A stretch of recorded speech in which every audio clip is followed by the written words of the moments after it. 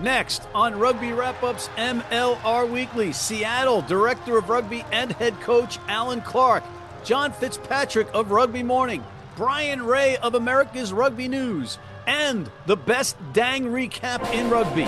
Rugby Wrap-Up's MLR Weekly brought to you by Sheehy Auto Stores. It's easy at Sheehy. The Pig and Whistle, New York City, the world's best rugby pub. And Lean and Limber, stretching your way to a healthier lifestyle. There is a massive responsibility on the 23 that are privileged enough to step out on that field today.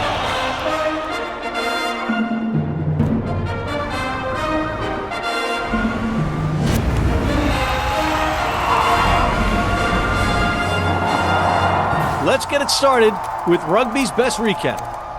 Magical and mysterious things are always asunder in the Pacific Northwest, and you knew that would be true with the Seattle Seawolves facing the Houston SaberCats. These Western Conference foes have had different results in the second half, with Seattle climbing back out of its hole in the basement, due in no small part to Duncan Matthews and the office couch Nick Boyer, who scored one of the match's only 2 tries, as Houston settled for 3 penalty goals in a defensive dogfight. Seattle, on a 5-1-1 run, are looking at the penthouse and win the match 14-9. Just outside Boston, the red, white, and blue battle between New England and D.C. was an old-school defensive war as the teams traded tries and punches in an even first half. The Free Jacks took the lead with the player advantage on a try by the dangerous Paolo Balacana, but Old Glory unfurled a flurry of their own behind Jason Emery's steady boot and Connor Buckley's try to stave off Jed Melvin's score. Joe Johnstone's yellow card in the 71st minute helped seal the deal as DC beat New England for the second time this season, 20-17. In Charlotte, Carolina started strong, scoring the first try of the match versus Chicago, but that got the Hounds howling as they scored 4 consecutive tries, commanding the first half. Credit the Anthem for playing competitively in the second half, but yellow cards in the 69th and 78th minute helped doom them to their 30th consecutive loss. Final score, Chicago 33, Carolina 19. In the Big Easy, it's been a struggle for NOLA, and the potent Warriors of Utah represented a hefty challenge. The Warriors got all 5 of their tries in the first half, building a big lead, but the Golds scored the only 2 tries in the second half and got within 3 points, which made for a tension-filled and scoreless final 23 minutes. NOLA's 2 losing bonus points keep them alive in the East, though, but just barely. Final score, 31-28 Utah. The Miami Sharks flew to the West Coast to face LA in Orange County, looking to secure a playoff spot in the East. But the hosts are in the thick of a playoff race as well, and the teams battled to a 2-point halftime deficit. And it was 17-13 in favor of the home team in the 55th minute when Miami's MVP, Manuel Ardao, got a yellow card. Ben Sweet Tooth Sugars made the Sharks sink with his try in the 57th minute before Miami's Tomas Kubilla got his side within 6. But LA held on to their precarious lead for the final physical 11 minutes. Final score, LA 26, Miami 20. Phew. We could use a break. Let's take a coffee break with Rugby Morning's John Fitzpatrick calling in from Washington, D.C. John, how are you? Hello. What do you got? Woo. Boy, Matt, things are tight in the playoff chase. I can't tell what's tighter. The standings in the Western Conference, or you trying to squeeze into a pair of skinny jeans? Oh, Brumcha. Next. Yeah, I'm serious. 7 points separate the top from the bottom in the Western Conference. Matt, who's the unlucky team that's not going to make it in the West? Well, first off, I'm not wearing any pants. And secondly, San Diego's not going to make it. Next. They started 5-0. Can you believe that? Yeah, well, that's the league of attrition, and it's a marathon. It ain't a sprint. And it also speaks to the quality and the improved teams. You know, yeah. That's what it is. Next. Hey, let's jump over to the Eastern Conference. If I were to tell you that Old Glory DC was going to go beat New England and then lose a point in the standings because the Chicago Hounds got the bonus point victory over Anthem, so Old Glory DC sweeps New England. They go from second to third. Craziness. Yeah, but it's just a point, in point differential stuff. So, but I say that rather casually, but that's what's going to decide probably both playoff races, right? These point differentials, because teams are going to end up with the same record. Next. Matt, let's stay with Anthem for a second, because unfortunately, Eric Storty's out for the rest of the season. He's getting hand surgery, but he's doing it now with the hopes that he'll be available this summer for the test series and everything that's coming up with Rugby World Cup 27 qualifying. So, Matt, hopefully Storty will be back out there soon. He's had a pretty good rookie season so far for Anthem. So when we say that he's doing it now, does it mean that, okay, he could play with it and put it off? No, I think it's the surgery's nice and quick, recovery's pretty quickly. You do it now with the hopes that come July, August, you'll be good to go. Okay, all right. Well, we wish him the best, and it's a tough season that he's had with that Carolina franchise, but maybe brighter days are ahead with the Eagles. Next. Speaking of the Eagles, brighter days, maybe brighter television here, coming out of nowhere. How about CBS Sports and Paramount Plus acquiring the rights to the men's Eagles, the women's Eagles from now until like 2029 or 31? Matt, I did not have CBS Sports swooping in here. What about all that? Well, they had tipped their toe in the waters of MLR in this league's history, so it's not their first run with rugby. But yeah, it's great. And could you imagine if suddenly different networks start saying, "Oh no, we want it. Oh no, we want it," and a bidding war? I mean, that's a pipe dream, but who knows? Who knows? Who knows? What else, John? Matt, that's it. I got a connection at Levi's if you want to try on a pair of skinny jeans. No, I don't. I'm completely fine. I'm at the office, so I don't have anything on under them. You used to own a nightclub, though, didn't you? I did. 2 of them. All right, that was a resounding end to another spectacular segment with John Fitzpatrick of Rugby Morning. Thank you, John. Thanks to the family. Thanks for taking the time out. Cheers. We'll be right back with Alan Clarke, head coach and director of rugby of the Seattle Seawolves, after this. Digs like a demented mole there. Need a great price on a new vehicle? Sheehy makes it easy. Easy Price shows you our lowest prices on the Mid-Atlantic's largest selection. Find your best price online or at any of our 31 dealerships. It's easy at Sheehy. Sheehy.com. If you're in New York City and want to watch some great rugby, have some great food, and some great times, go to the world's best rugby pub, the Pig and Whistle on West 36th Street. How you doing? I'm Jim Hamilton. I'm at the Pig and Whistle. I'm at the famous Pig and Whistle. Look, I've come, I've got my rucksack on. I'm a well-known man around the world as one of the best rugby players to have ever played the game. No, I'm not. It's a lie. But we've got Paul O'Connell's montage on the wall. I've heard a lot about this place, and I'm here. Make sure, though, that you come here, but you also tune in to Rugby Wrap-Up.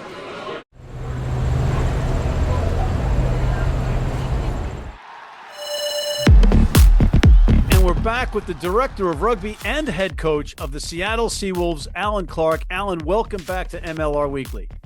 Yeah, thanks, Matt. It's great to be back speaking to you. I know we touched base at the beginning of the season, so awesome at the back end of the season to connect again.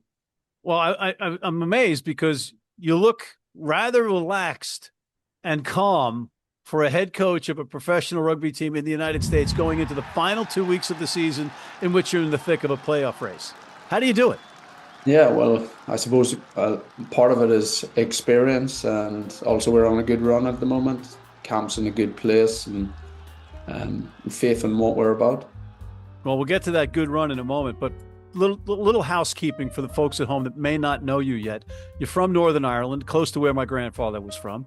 You played for Ireland and professionally as a hooker for Northampton and Ulster, where you won the European Cup. That Northampton just came up short of winning against Bordeaux in an epic match this past weekend, and an ankle injury ended your career before you moved into coaching with Ulster. But Alan, a quick question for you before we get to the nitty-gritty. If Ulster was playing Northampton tomorrow in the European Champions Cup, who would you be rooting for? That's a tough one. That's as tough a rugby question as I have had. Both teams mean a lot to me. I'm going to sit in the fence on that one. Oh, come on, wait a minute. This is a game show. It's not like me, but I'm sitting on the fence. It's the new car. You're leaving the new car on the table. All you have to do is answer. I'll donate it to charity. Oh, man. I thought you'd answer that one. Okay. All right. Back in April, down in D.C., you lost in decisive fashion to Old Glory. I was at that match, and many of us so-called pundits left you for dead. Since that match, you've gone 5-1-1 against some very good teams and won in dramatic fashion, intention-filled matches. How did it happen? How did you turn it around? Because that was a low point, our performance against DC, no doubt about that. And we were going into a bye week at the time as well. So there's a lot of soul searching, a lot of support as well for individuals, myself included, from ownership. So many people contributed to recognizing what we were doing well, but fundamentally what we needed to fix. And the players had a big part in that process, particularly our game drivers. So we evaluated everything that we were doing on the field, around the environment, and then obviously within the 80 minutes that mattered. And we just approached it one game at a time and focused on the things that we could fix. We felt we'd been beating ourselves in the early part of the season, and there were controllables that we could have been much better at, and left a couple of wins out there that probably our performance justified, whether that be with turnovers or penalties or missed kicks. Just looking at our basics fundamentally, and recognising that we still had a healthy environment. The mood in the camp was good, even though we weren't winning the games that we expected to be winning.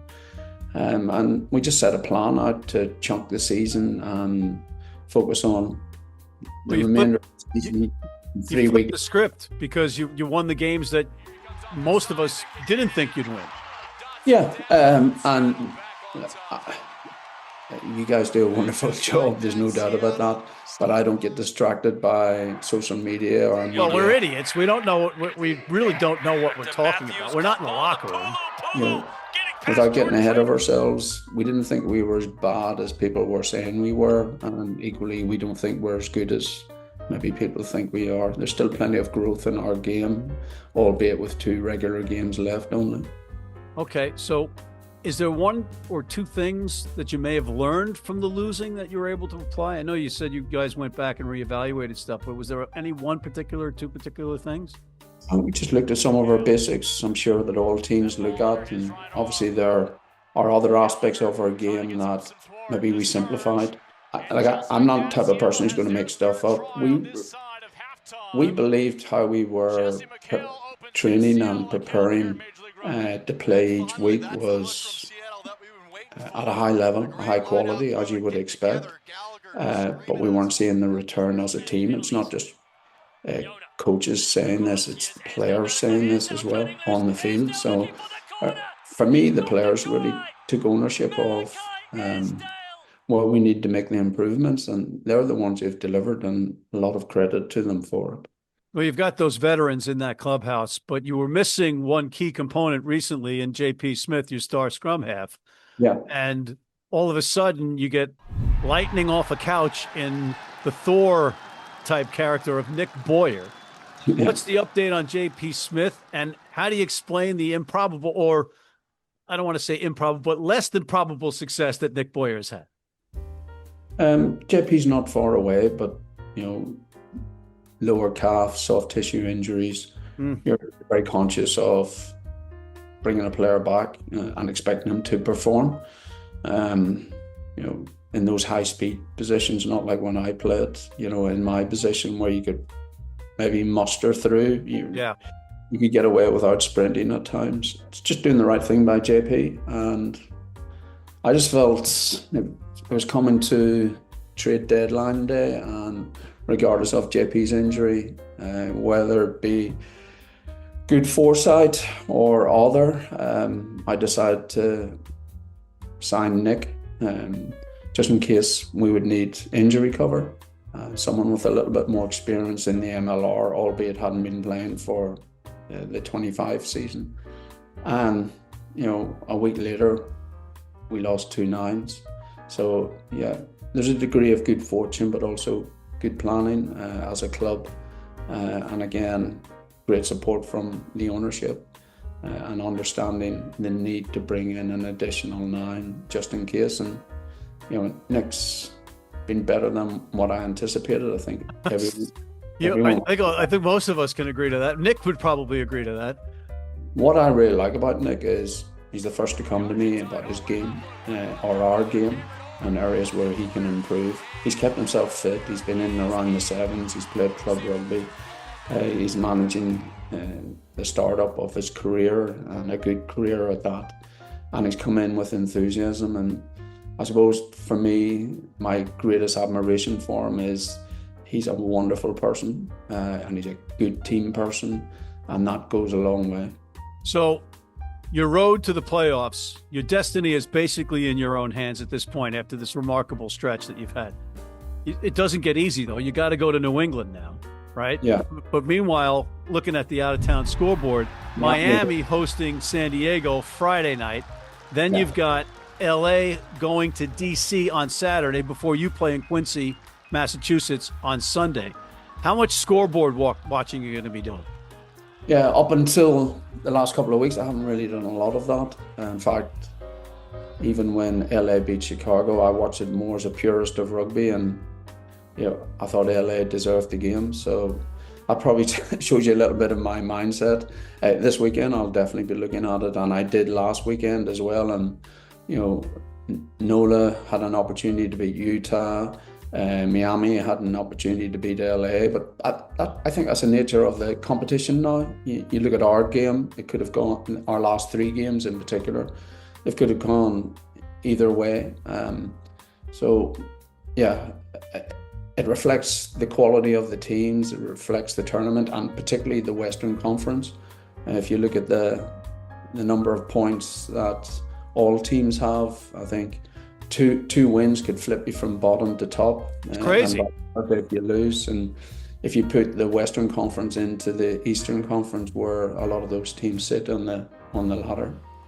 You still have your hair. I had a full head of hair before this playoff stretch started, man. I'm getting worked up about it. I can't imagine being the director of rugby and the head coach of a team having to go through it. I mean, it's like, okay, no, there's a bounce of a ball and they're in second place, right?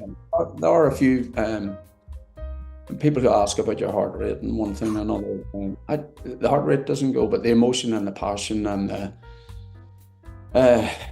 the elation and the disappointment, those emotions and passion still run through me. My mother thought I dyed my hair blonde, but it's the amount of grays. Yeah, it's the thing in Seattle. You do the Matthew Drew Turner thing. You bleach your hair, right? Whatever. Changing gears, little lighter line of questioning. Who's the best team in the East right now? I think consistency-wise is New England. Were you surprised by Old Glory's win and them beating them twice this season? I'm not surprised by Old Glory are a good side. They've got good balance to their game, and there were clutch moments in the game where they came out the right side of them. But they're a tough side to play against. All right, and final question for you. I need an adjective here. Broccoli guy. Creepy, weird, or? That answers it pretty good. Yeah. Dynamic. Oh, you're good. You are good. You are good. Diplomatic. And again, just a quick question for you before I let you go. If Northampton was playing Ulster in the Champions Cup final, who would you root for? I got to go where you're from, so it would have to be Ulster. He answered! Ding, ding, ding! And unfortunately, we got rid of the car. Nicely done. Nicely done. Thank you, sir. Thanks for taking the time out and coming on MLR Weekly. Lovely, Matt. And hey, keep it up. It's great to see you again. Likewise. And on that note, we're going to take a quick break and come back with Brian Ray of America's Rugby News after this. And now for your Major League Rugby Play of the Week. brought to you by the Rugby Network. In the 27th minute in North Carolina, Chicago fullback Tim Sweel gathered in a tip ball in his own end and raced 40 meters before setting up Noah Flesh for a key try that pushed the Hounds back into second place in the crowded Eastern Conference. And that is your Major League Rugby Play of the Week, brought to you by the Rugby Network. I wouldn't like to be at the bottom of that.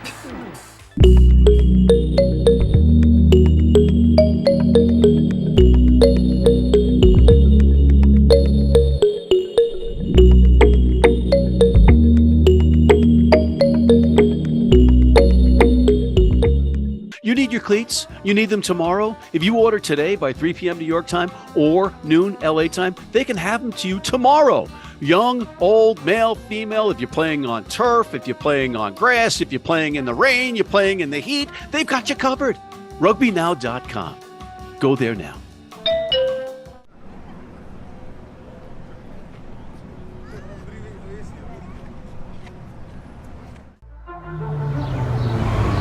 Here's your TRO, the Rugby Odds MLR Picks of the Week via WWE Hall of Famer turned rugby advocate John Bradshaw Layfield, legendary USA Olympic Sevens coach Mike Friday, and King Gipte Belu, inventor of words. I'm going to take Utah. Utah at home, those guys can run.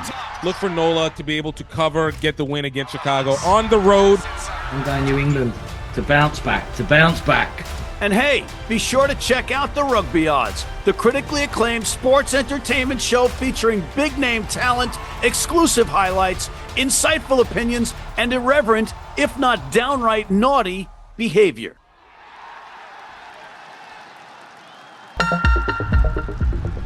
And we're back, and we're welcoming Mr. Brian Ray of America's Rugby News / Ray's Rugby. Brian, how are you?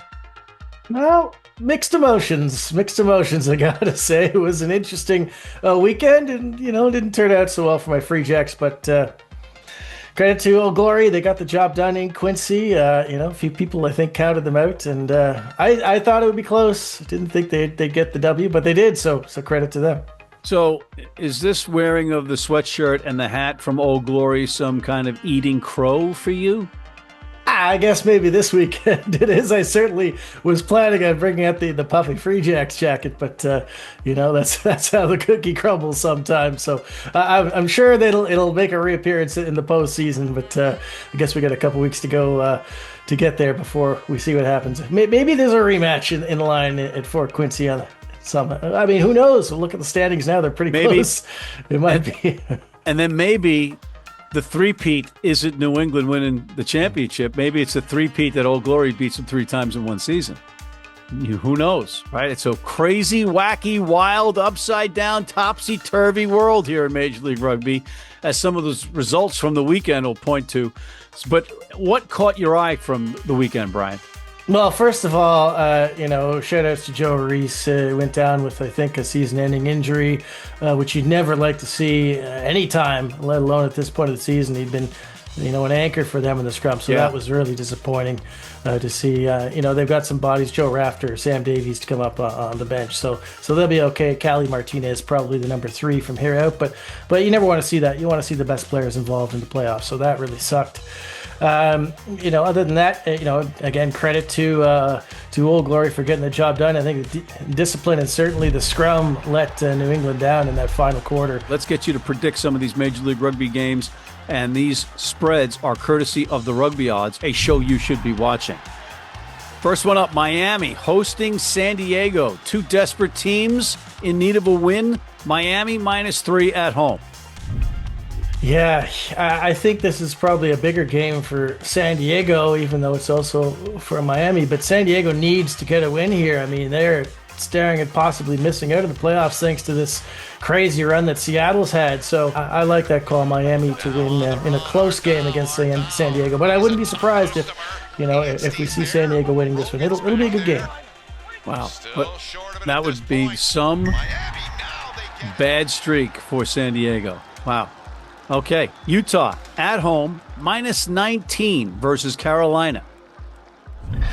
I think Coach Cooper probably would have liked to be in a better position to rest some guys, but now that they're in that, dead heat pretty much with Houston for top spot in the West, they need to get these points because, of course, Houston's playing Anthem in the final round of this regular season. Yeah, so, and LA's only 3 points out of first place. Yeah, it's so tight in the West that you just can't mess around. So, maybe if they can put a score up, he'll pull some of the more, tired bodies off early in that second half. We'll have to see, but certainly, yeah, I think Utah gets it done. It might be a little closer, maybe a 12-14 kind of point win, I think, for Utah. DC, next up, at home, -3 versus LA. Both teams coming off huge wins. Yeah, big wins for both. And, and this is another big game. DC's in the postseason, but they want to, maybe get a home semifinal. LA wasn't super sharp against Miami. We know what their strengths are. We know what their weaknesses are. Obviously, the loss of Reese hurts DC, but Cali Martinez is an awkward scrummager too. So I think the scrum is going to be a real point of strength for DC in this one. And at home on their pitch, I think they'll put in a big performance. So I'm going to go with Old Glory in this one. I think it'll be closer. This is going to be another exciting game to watch. All right, then Chicago, the Hounds at home versus NOLA. -7 is the spread from Chicago, giving NOLA 7. Yeah, I don't think Chicago will be super thrilled with that win over Anthem. They kind of packed it in at halftime and didn't do anything till the last few minutes.